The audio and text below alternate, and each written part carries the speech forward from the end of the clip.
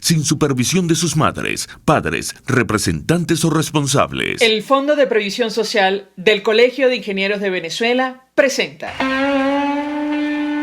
RCR presenta a María Alejandra Trujillo en Palabras más, palabras menos. Palabras más, palabras menos.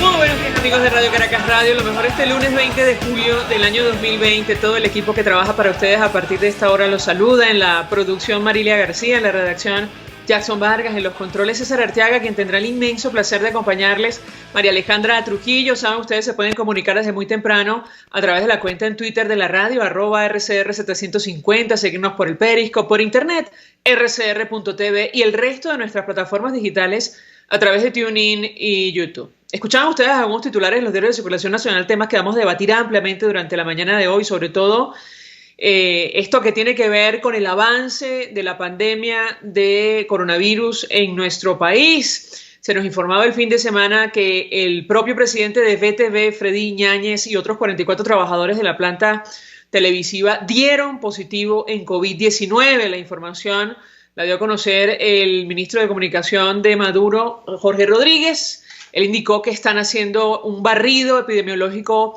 a todo el personal del canal. Se confirmaron 408 nuevos casos y 2 fallecidos por coronavirus en las últimas 24 horas en nuestro país. Del total, 61% están en el área metropolitana de Caracas. En Venezuela ya suman 11.891 casos de COVID-19. Sobre este tema, también ha trascendido que varios funcionarios del oficialismo, del PSUV, han resultado positivos, entre ellos Darío Vivas, que está al frente del Distrito Capital, designado por Nicolás Maduro. También el alcalde del municipio Urdaneta en el estado Lara dio positivo con coronavirus. La información se va a conocer este fin de semana. Luis Ladino y un constituyente del PSUV, según se nos informaba, Juan Carlos Alemán. Decía el doctor Julio Castro en su cuenta en Twitter del Comité de Expertos de la Asamblea Nacional: toda persona con neumonía o enfermedades similares es un caso de COVID-19 hasta que se demuestre lo contrario. Y él hacía esta recomendación para diagnosticar a los posibles pacientes de COVID-19 en nuestro país. El fin de semana también trascendió, mejor dicho, ayer, un video, imágenes en redes sociales sobre una fiesta en la Cota 905 de Caracas, a propósito del Día del Niño. A pesar de la cuarentena decretada en todo el país, allí se pudieron ver toboganes, una cama elástica, puestos de comida ubicados en una explanada en la localidad. De esto vamos a hablar ampliamente con nuestros invitados la mañana de hoy. Este 20 de julio se inicia una vez más cuarentena radical en todo el país, así lo recordaba el alcalde de Chacao. Hay buenas noticias. También hablaremos al respecto con nuestro invitado sobre el avance de las investigaciones para una eventual vacuna contra el coronavirus. El doctor José Félix Soleta ya está en línea telefónica. Él fue ministro de Sanidad y Asistencia Social, forma parte de la red Defendamos la Epidemiología Nacional. Doctor, como siempre, gracias por atendernos. Muy buenos días. Muy buenos días, María Alejandra. Siempre a su orden. Mucho interés de conocer su opinión acerca del avance de la pandemia de COVID-19 en nuestro país. Usted nos enviaba una lámina donde podemos ver el incremento o el tiempo de duplicación de los casos, que ahora mismo se ha reducido a 8 días. Lo escuchamos. Sí, específicamente en el área metropolitana de Caracas y muy especialmente en el municipio Libertador, hemos visto que se ha concentrado la epidemia, el foco más intenso en el país, al punto que el número de casos se duplica cada 8 días. En este momento eso representa un porcentaje muy alto del total de casos del país. Cerca del 14% de todos los casos del país están concentrados en el municipio Libertador. Quiero decirles que la gran mayoría, por no decir todos, son casos comunitarios. no son casos importados, no son casos que vienen de Colombia ni de Brasil, sino son casos que se están produciendo en todas nuestras barriadas. Y esto significa un punto de alerta muy importante tanto para el gobierno como para la población. Este es el momento para educar, este es el momento para conciliar posiciones, para buscar encuentro, para que las personas cumplan adecuadamente ese confinamiento obligatorio que se nos ha impuesto por las circunstancias que estamos viviendo, la ausencia de un tratamiento totalmente efectivo o de vacunas totalmente efectivas. ¿No? Pues que tenemos, por un lado, que trabajar la comunidad, educando a la comunidad, pero también el gobierno tiene que tomar una serie de acciones muy importantes para poder atender a las personas que requieran esos servicios hospitalarios. Me preocupa muchísimo que el gobierno y muy particularmente el ministro de Salud no está diciendo cuál es la capacidad real en el área metropolitana para poder atender a los enfermos. Quiero recordar que la planificación que se hizo en el mes de febrero, escasamente teníamos 73 camas de cuidados intensivos. Y eso, de acuerdo con las cifras que estamos proyectando, perfectamente se ocuparían esas camas en menos de una semana. No habrían camas para poder atender el total de pacientes que van aumentando de manera exponencial semana a semana. De tal manera que es el momento en que el ministro hable y diga qué se ha hecho en estos 4 meses de pandemia, cuál es la respuesta que el gobierno puede ofrecer en los hospitales públicos y en dónde pueden ser atendidas las personas que requieren ese tipo de atención hospitalaria. No todas las personas tendrían que ir a los hospitales porque se colapsan, solamente aquellas personas que requieren asistencia o cuyos síntomas son importantes tienen que ser atendidos en los hospitales y de una manera eficiente y rápida. Con esto señalo la importancia fundamental de la información y de la educación al público, no la coacción, no el miedo, ni el estado policial, castigador, que está maltratando a muchas de las personas que están enfermas hasta el punto de discriminarlas y separarlas de su familia. Esa no puede ser la estrategia fundamental en un momento en donde todos los ciudadanos son importantes, todos los ciudadanos tenemos que trabajar solidarios, unidos para superar esta situación. Ahora, varias inquietudes, doctor, porque, y lo hemos conversado en varias oportunidades, para hacer frente a esta pandemia de COVID-19 son necesarias las camas, pero también los equipos para equipar las unidades de cuidados intensivos, incluyendo los ventiladores. Yo le pediría un comentario de su parte al respecto. Exactamente, fíjese, comienzo por los ventiladores. De las 73 camas que habían planificado en el mes de febrero en los centros centinelas, escasamente 51 tenían ventiladores. Por eso, insisto, el ministro tiene que decirnos cuántos ventiladores se han adquirido en el transcurso de estos 4 meses, cuántos de esos están operativos. Y no solamente los ventiladores, necesitamos equipos, monitores, insumos que son necesarios para la atención de los pacientes críticos y, por supuesto, la protección del personal que va a atender a estas personas afectadas por la pandemia. No podemos permitir que el personal de salud se enferme porque simplemente vamos a reducir la capacidad también de atención de la población.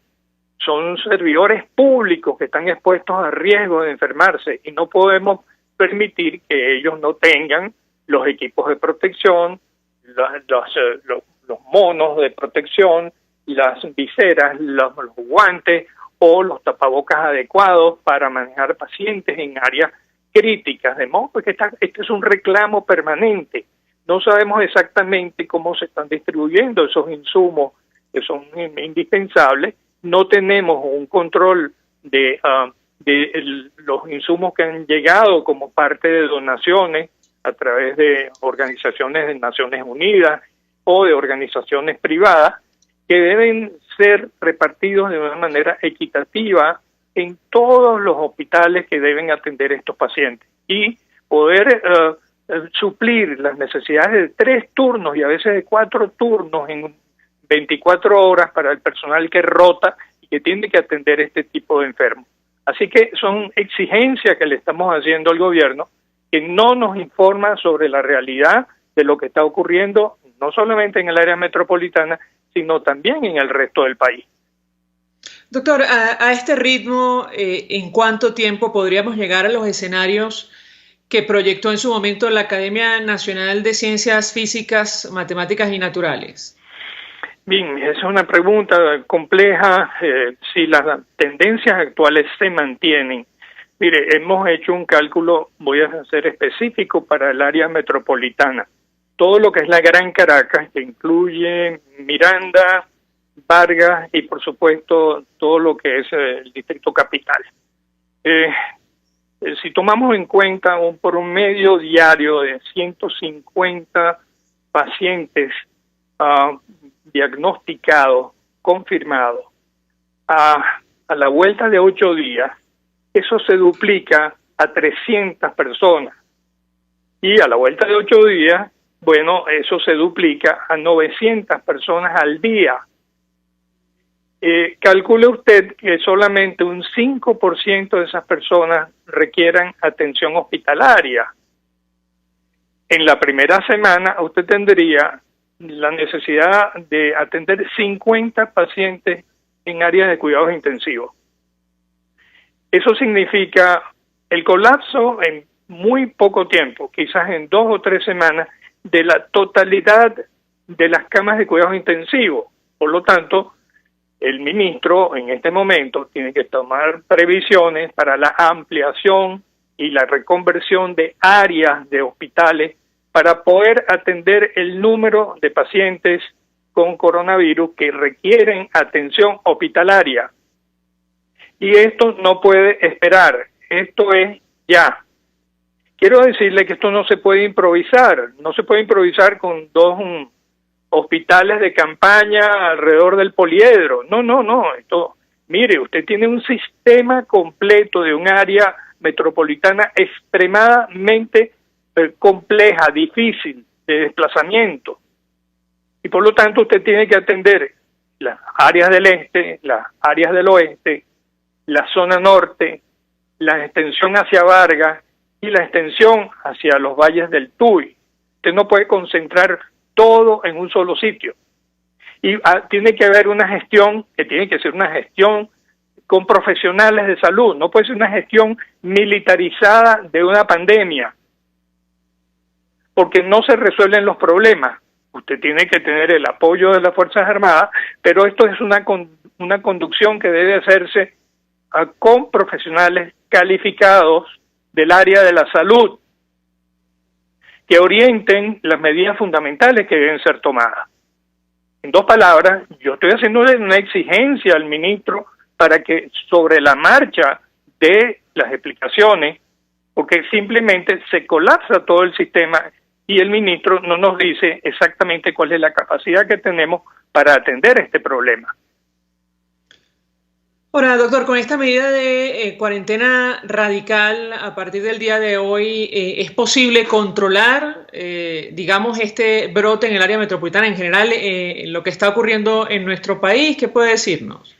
Mire, no podemos decirlo exactamente, pero en todo caso es una medida de mitigación, de reducción del impacto sobre el sistema de salud. Si no lo hacemos en este momento y no lo hacemos a tiempo, el sistema colapsa y no tiene capacidad de atender no solamente COVID, sino cualquier otra enfermedad que requiera atención y asistencia hospitalaria. Así que estamos obligados sobre la marcha a mejorar esa capacidad de respuesta. No podemos estimarlo en tiempo.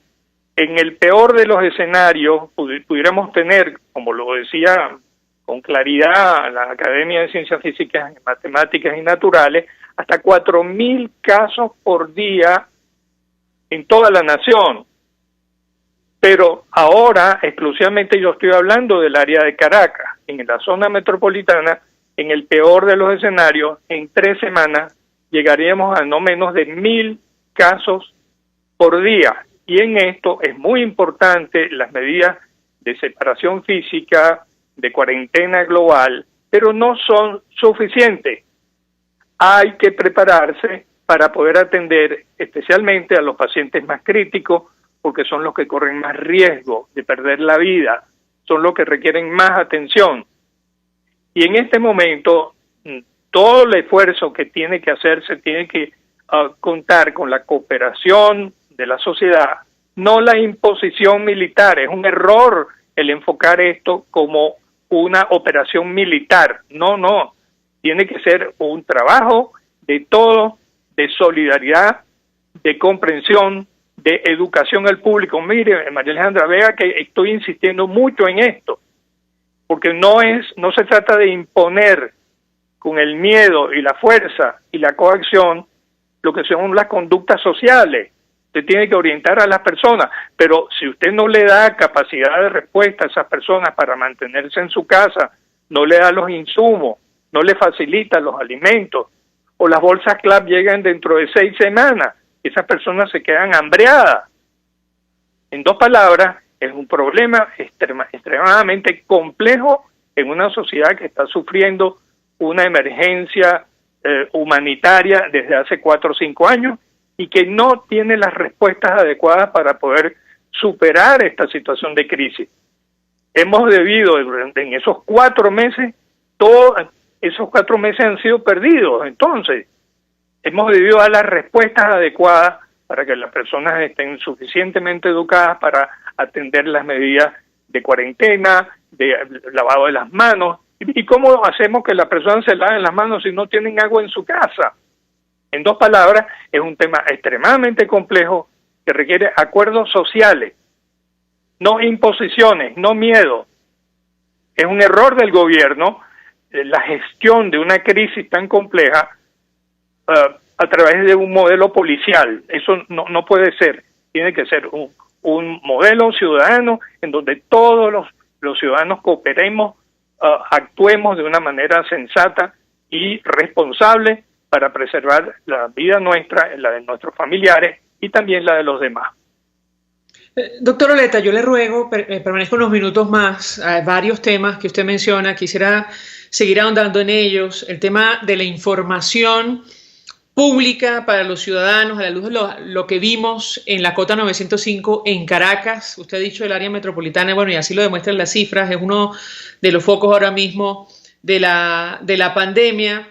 Quisiera hablar al respecto, al regreso, sobre lo que está ocurriendo con el personal médico. Ya hay 11 galenos que han fallecido en el Zulia producto del COVID-19 y lo que ha ocurrido con este acuerdo que ya va para 2 meses, firmado entre el equipo de Nicolás Maduro, la Asamblea Nacional y la OPS. El ruego permanezca unos minutos más, al regreso le doy la palabra para contestar. Ya venimos.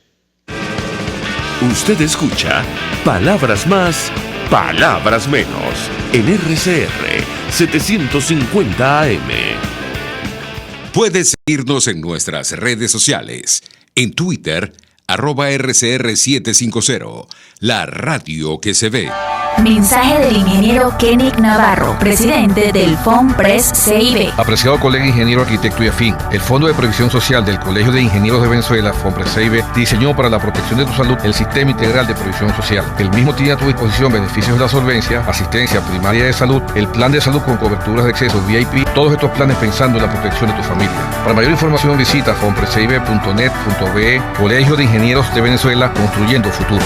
Y ahora quiero hablarte de Comercializadora Prada, y ya de solo nombrarlo se me hace agua la boca, porque Comercializadora Prada son los más frescos quesos y embutidos que te llevan a tu casa. Todos los quesos, todos los embutidos, y como cuentan con proveedores exclusivos, te resulta mucho más económico. Llámalos ya, 0424-134-6035, en Instagram wprada.ve. Comercializadora Prada, todo en quesos y embutidos con la mejor relación precio-sabor. RCR 750 AM, porque lo bueno une.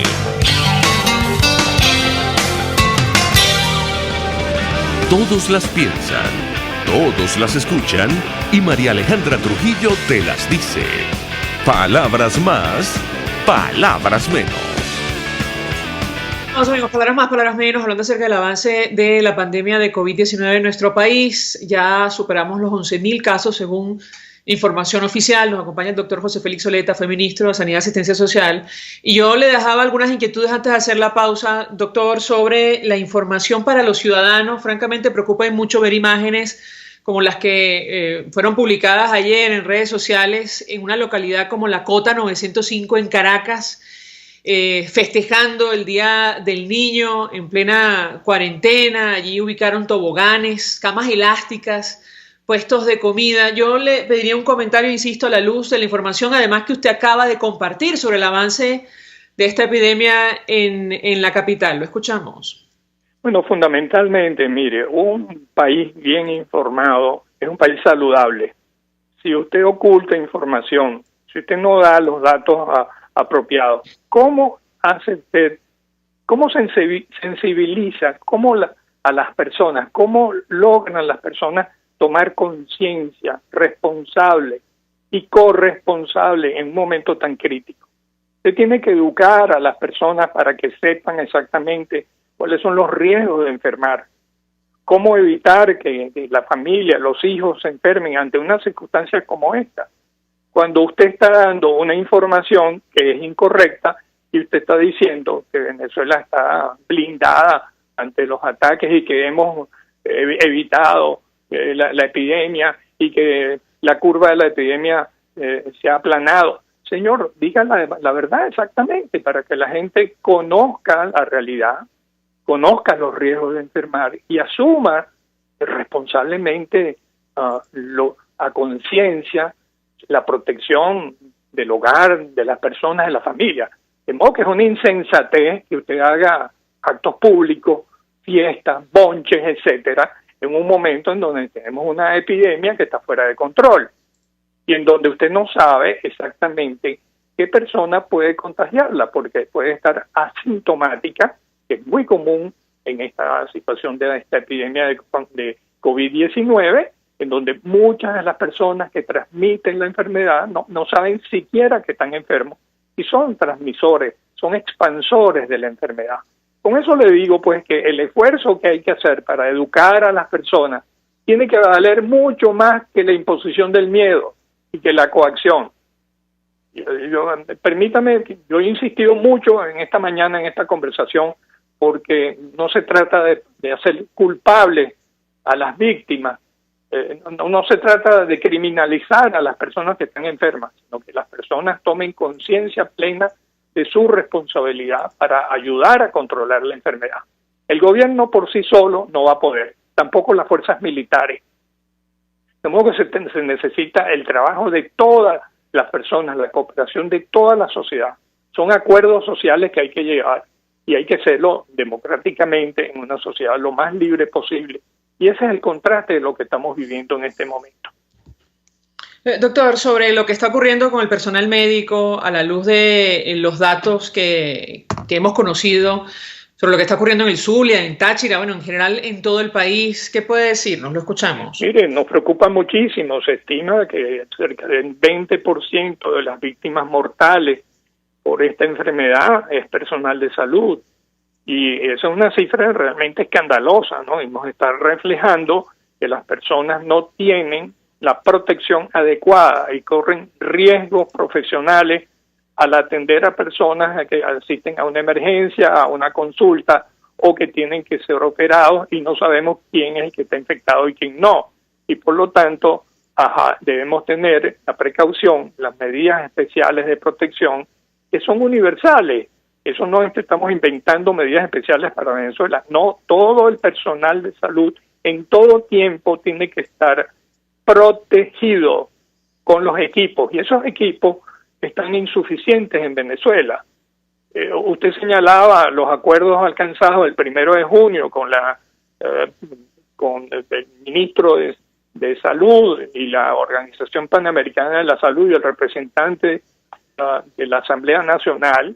Y eso hay que materializarlo, tienen que llegar esos equipos y si bien se han anunciado que desde el lunes pasado comenzaron a llegar, pero ¿dónde están? ¿Y quién tiene el control de esos insumos? ¿Y cómo se están distribuyendo en los centros de trabajo?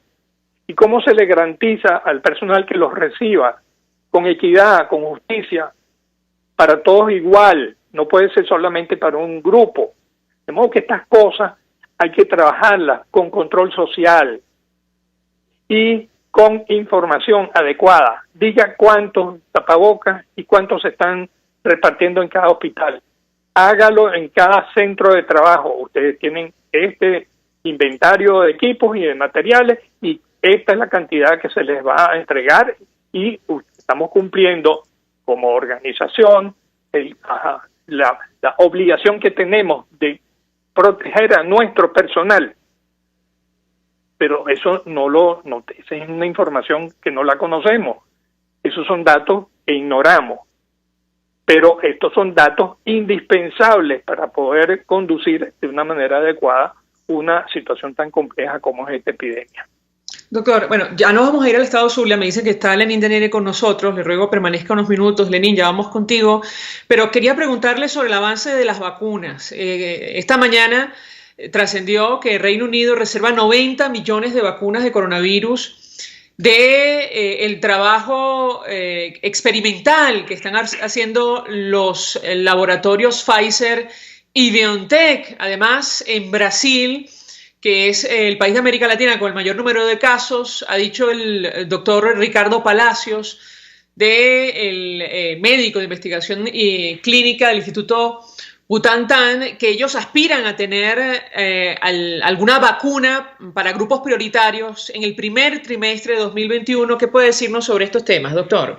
Efectivamente, mire, a nivel mundial hay unos 130 proyectos de desarrollo de vacunas. De esos hay unos 5 que han avanzado ya a una fase 3, en donde se están haciendo pruebas masivas con numerosas personas. Y las expectativas son muy buenas en el sentido de que las pruebas están indicando que las personas desarrollan anticuerpos neutralizantes que son capaces de generar inmunidad y protección a las personas. Eso está en desarrollo y es una cuestión de tiempo y de capacidad industrial para que a partir seguramente de principios del año que viene, ya esto se generalice y se establezcan los mecanismos de Naciones Unidas para que de una manera equitativa todos los países recibamos la cantidad de vacunas que se requieren. Esto va a llevar tiempo y las expectativas no son inmediatas. Las expectativas son de varios meses y en consecuencia tenemos que estar preparados para manejar la crisis sin vacunas, sin la protección adecuada, todavía muchos meses más. Doctor José Félix Zuleta, 1.000.000 de gracias por atendernos, acompañarnos la mañana de hoy, exministro de Sanidad y Asistencia Social, forma parte de la red Defendamos la Epidemiología Nacional. Lenín Danieri nos acompaña desde el Zulia, periodista. Lenín, 1.000.000 de gracias por esperar en línea. Muy buenos días. Hola, buenos días. Escuchando al doctor Oleta, ¿no?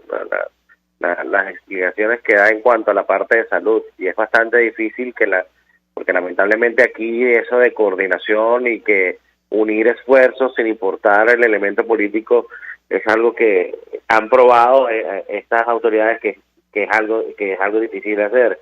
Realmente muy difícil que ellos se lleguen a coordinar con la sociedad civil, con grupos de médicos independientes, con especialistas, con todo un sector, con todo un país que está buscando soportar esta pandemia. No, es realmente difícil que lo hagan. Lenín, lo que está pasando en el Zulia, comentamos con el doctor Oleta, el número de médicos que han perdido la vida por COVID-19, me parece que hasta el fin de semana se confirmaba la muerte de 11 galenos, producto de esta enfermedad, sin hablar del personal de salud expuesto a la enfermedad. ¿Qué puedes comentar con nosotros? Te escuchamos. Fíjate que son 11 muertos, 11 médicos, sin incluir, hay un doctor, se llamaba Danis Montero, él se contagió acá en el Zulia, él es médico era médico residente de anestesiología de la Universidad del Zulia. Él estaba haciendo su estudio de posgrado acá y sin embargo estaba, porque mucho de la personal de posgrado está combatiendo la pandemia. Bueno, el caso es que Denis se contagió acá en el Zulia, fue trasladado hacia Colombia y murió en Riohacha recientemente. Si lo incluimos a él en las cifras serían 12 los médicos muertos, aunque no haya muerto aquí, pero se contagió aquí. El caso es que serían, en este caso, 12 médicos muertos sin incluir los 3 enfermeros que también murieron. Estamos hablando de 15 profesionales de la salud que han muerto en un poco más de un mes.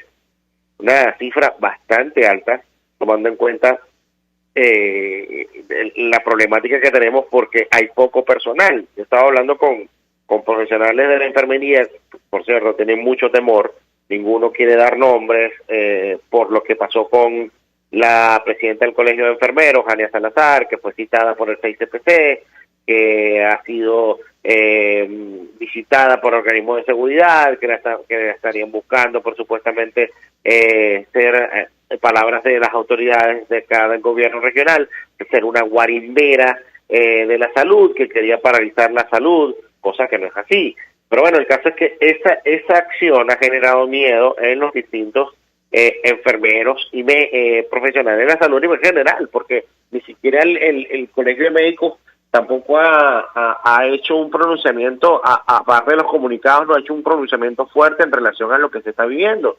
Hay hospitales que no tienen agua potable constante, siguen las mismas fallas, los mismos profesionales de la salud tienen que costear en los equipos de bioseguridad. Cuando se contagian ellos mismos son los que sufragan los gastos que acarrea tener el COVID-19, porque ni locos van al hospital a que sean atendidos allá, porque saben muy bien lo que está pasando. No van ni las autoridades, o sea, no va ni la directora del hospital universitario que se contagió de COVID-19, fue atendida ahí. Entonces, mucho menos el personal de salud. Hay muchos que ni siquiera comunican la sintomatología que tiene y se quedan en sus casas. O sea, ni siquiera avisan, mira, no voy, no lo hacen porque para evitar que nos empiecen a amenazar, pero ¿por qué no vienes? Porque ya se han registrado inclusive este tipo de amenazas. Una situación bastante terrible lo que se está viviendo acá con el personal de la salud. Yo por eso me solidarizo mucho con ellos, porque aparte de no tener las herramientas para poder trabajar de manera efectiva para enfrentar la pandemia, tienen que soportar también amenazas y vejaciones de las autoridades de salud. Ahora, Lenín, el doctor Oleta nos envía información de interés sobre lo que está ocurriendo concretamente en el Zulia, y allí por la información que se conoce, la información oficial, el tiempo de duplicación del número de casos es de 11 días, o sea, la pandemia va con bastante velocidad. De hecho, el Zulia es la entidad con mayor número de contagios según la página web del Ministerio de Salud. Yo quisiera tu comentario al respecto y sobre la información que ha trascendido o que se conoce. Te escuchamos.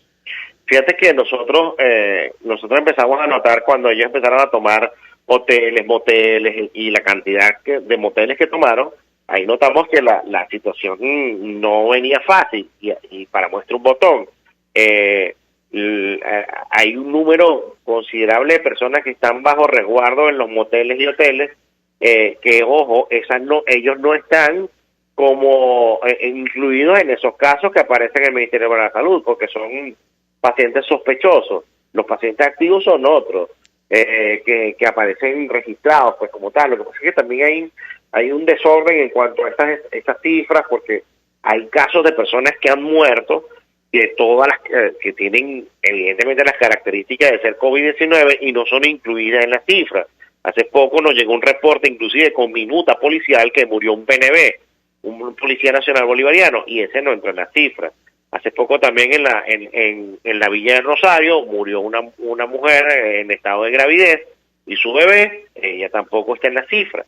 O sea, y era lo que decía el doctor Oleta, que tienen que conocer en salud, en situaciones de salud como la nuestra, que estamos viviendo ahorita, se tienen que manejar cifras válidas, reales, palpables, y ajustadas a la realidad, porque ¿cómo enfrentas tú una enfermedad si no conoces el número de personas que tienes contagiadas? ¿Cómo hacer un plan dirigido a un sector si no sabes cuántas personas en ese sector tienen el COVID-19. O sea, yo sé que es difícil porque este tipo de problemas de totalizar los pacientes no lo tenemos nosotros solamente los venezolanos.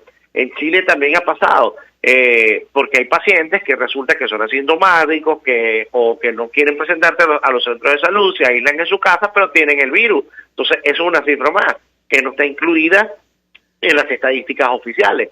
Entonces, si no se conoce a ciencia cierta la magnitud del problema en el que estamos, que evidentemente es una situación bastante grave, porque por la gran cantidad de personas que están contagiadas. Mira, que están cayendo hasta alcaldes, personas cercanas a dirigentes y autoridades, porque precisamente es el foco que tenemos nosotros, y no solamente por el mercado, las playitas. Eso es también por el ingreso de personas que vienen desde Colombia hasta acá sin control alguno, porque yo no critico que un venezolano intente y haga todo lo posible por regresar y reunirse con su familia. El problema es que el cerco epidemiológico ha sido sumamente frágil, deficiente y corrupto. ¿Corrupto por qué? Porque hay personas que pagan porque no quieren llegar a un refugio, le dicen, mira, yo tengo la prueba aquí, y resulta que yo estoy negativo, entonces le pagan a algún funcionario, entran sin ningún tipo de control y vienen a dar aquí en Maracaibo. Aparte de también las trochas, que no hay control. O sea, no sé si es que no interesa o que le da flojera, porque si algo sí yo me he dado cuenta es que la Guardia Nacional, cuando dice ustedes no pasan, no pasan. O sea, cuando ellos se empeñan en algo que dice, mira, aquí se va a aplicar un cerco y aquí no va a entrar nada, y no entra nada, porque para muestra un botón, lo que pasó en Táchira cuando la entrada de la ayuda humanitaria, ahí no entró ni una hipodérmica.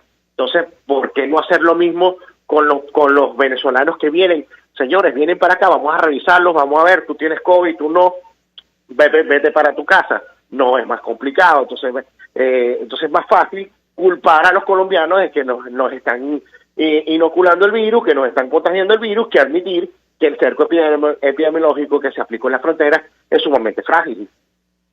Lenín, tenemos que hacer una pausa para la publicidad. Te ruego que permanezcas unos minutos más con nosotros. Nos gustaría saber cuál es la situación del gobernador oficialista que dio positivo en coronavirus y ha trascendido información acerca de su estado de salud, y sobre todo qué se conoce sobre el equipamiento de los centros de salud. Como decía el doctor Oleta, ¿será que hemos perdido 4 meses de cuarentena y las autoridades no han accedido a los insumos necesarios para enfrentar esta situación? Te ruego, permanezcas unos minutos más, regreso, te doy la palabra. Ya venimos. Estás escuchando Palabras Más, Palabras Menos, por RCR 750 AM. Puedes seguir nuestra programación a través de rcr.tv, la radio que se ve. Mensaje del ingeniero José Peraza, tesorero del FOMPRES CIB. Estimado colega ingeniero, arquitecto y profesional afín, el Colegio de Ingenieros de Venezuela y el Fondo de Previsión Social, preocupado por la salud de tu familia, ha diseñado un sistema de salud integral que coloca a tu disposición y que contiene asistencia primaria de salud, ambulancia, hospitalización, cirugía, oftalmología, dermatología, fisioterapia, psicología, odontología, farmacia y funerario. Para mayor información, visítanos a nuestros portales cib.net.be, fomprescib.net.be, Colegio de Ingenieros de Venezuela, construyendo futuro. Mis amigos, quiero hablarles de Dilab Biodiagnóstica, un nuevo laboratorio clínico con un concepto original. Además de estar dotado con los equipos de la más reciente tecnología y el personal de más alta calificación, Dilab Biodiagnóstica te ofrece ambiente y trato amables y los precios más económicos en todos tus exámenes de laboratorio. Pide tu cita en el 0212-945-5788. Dilab Biodiagnóstica, precisión y confianza en laboratorio clínico. RCR 750 AM. Porque lo bueno une.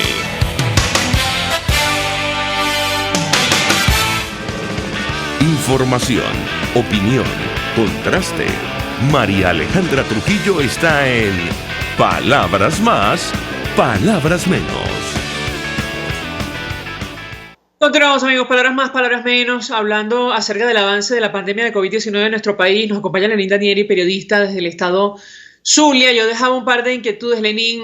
Según el portal web del Ministerio de Salud, en Zulia hay 2.584 casos confirmados. Estamos hablando del mayor número de contagios en comparación con el resto de entidades en todo el país. Y yo te preguntaba sobre la situación de Omar Prieto, el gobernador impuesto por el oficialismo, quien dio positivo en COVID-19, y además, ¿qué información se maneja sobre el equipamiento de los hospitales? ¿Qué ha ocurrido durante estos 4 meses, 3-4 meses de cuarentena? Te escuchamos. Fíjate, en relación a Omar Prieto se conoció que efectivamente él tenía COVID-19. Después se generó una serie de rumores que el hombre que estaba grave, que estaba en UCI, que se había muerto. Pero no, gracias a Dios, a pesar de la opacidad de las declaraciones oficiales, porque nunca desmintieron, nunca dijeron nada, o sea, hubo un silencio ahí total, hasta hace poco que el mismo gobernador escribió y dijo que bueno, que estaba respondiendo al tratamiento y que estaba bien, pero había una serie de rumores, pero no, gracias a Dios él nunca estuvo grave, tuvo los síntomas del COVID, por supuesto, pero no estuvo grave, nunca lo entubaron, no fue un paciente crónico, o sea, no fue un paciente que tuvo que ser conectado a una máquina, gracias a Dios, por lo menos. No en el caso así, tengo entendido que un familiar de la directora del hospital universitario sí está bastante comprometido, está algo grave, pero no está en el hospital universitario, está en una clínica que está ubicada al sur de la ciudad de Maracaibo. En relación a la dotación, y ahí es donde voy, o sea, ¿por qué crees que las autoridades, los directores, los que ocupan cargos importantes, los regentes, hasta el mismo gobernador Prieto, por qué evitaron ir al hospital universitario? O sea, ¿por qué no se atendieron ahí cuando hace semanas, antes de ellos caer enfermos, decían y recomendaban a las personas ir al hospital universitario o a los centros Centinela, donde había todo, que estaban dotados, que había personal, que había equipos, que había medicamentos? Entonces, ¿qué pasó allí? Bueno, no, ¿por qué no fueron ellos mismos a los hospitales? Porque evidentemente hay una carencia de equipamiento en los centros de salud, o sea, y el hospital universitario no es la excepción. Y es que para muestra un botón, tienen problemas hasta de servicio de agua potable, porque la hidrológica zuliana no puede garantizar el servicio constante de agua potable por las fluctuaciones de potencia eléctrica. Entonces, ese problema adicional, o ese problema tan elemental, porque ¿cómo es posible que haya hospitales que no tengan agua? O sea, ese tipo de situaciones te dejan entrever la magnitud del problema en el que estamos. Y algo que decía el doctor Oleta, que creo que tú comentabas, o sea, que se perdieron 4 meses previos de cuarentena en refaccionar los hospitales. ¿Por qué crees que desde el 2015 el Colegio de Médicos ha estado haciendo recomendaciones, señores, doten los hospitales? Mira, lo hicieron durante la epidemia de Zika, de dengue, de chikungunya, lo hicieron, y cuando también con los casos de tuberculosis, que aquí también tenemos unos cuantos casos, le recomendaron a las autoridades, señores, refaccionen los hospitales, les va a hacer falta, van a necesitar meter personal allí, meter equipamiento, mira, inclusive medicamentos allí. No lo hicieron. Fíjate, y esa es la consecuencia de tener la situación que tenemos justo en este momento, que ahora se están habilitando. Eso es lo que yo no entiendo. O sea, ¿cómo es posible que haya hospitales que tengan problemas para albergar personas porque no tienen ni siquiera aire acondicionado, y estamos habilitando lugares, espacios, tomando bibliotecas para meterles camas allí? De verdad yo no entiendo, de verdad, dónde está la planificación en cuanto a salud, si eso lo está llevando a cabo en verdad un profesional de la salud, o un médico, o un especialista, por lo menos en epidemiología. De verdad, eso genera mucha suspicacia, porque hay muchas cosas que son desacertadas. Y ojo, yo no soy médico, y muchos de los que los escuchan tampoco son médicos, pero tienen más o menos sentido común y no dicen, ya va, pero ¿por qué no adecuar lo que está en los hospitales? ¿Por qué crear espacios nuevos? Es lo que yo no entiendo. Ahora, Lenín, sobre el número de especialistas de la medicina contagiados, más allá de las víctimas mortales, ¿qué información se conoce? Porque El Colegio de Médicos viene denunciando esta situación. No sé, digamos, cuál es el número de galenos que ahora mismo hay en el estado Zulia.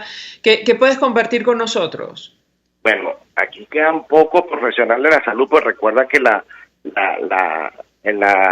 diáspora se encargó de prácticamente dejarnos casi sin médicos y profesionales de la salud general, no solamente médicos, enfermeros también. El Colegio de Médicos, antes de cuando iban 6 o 7 médicos fallecidos, el presidente, bueno, él es como directivo del Colegio de Médicos acá del Estado Zulia, se llama Juan Carlos Velasco, él decía que habían 46 médicos que estaban contagiados de distintas especialidades, que estaban contagiados, algunos leves, otros graves, pero de esos 46 habían 4 que ellos estaban sumamente preocupados por ellos, que estaban en unidades de cuidados intensivos, que estaban en condiciones graves.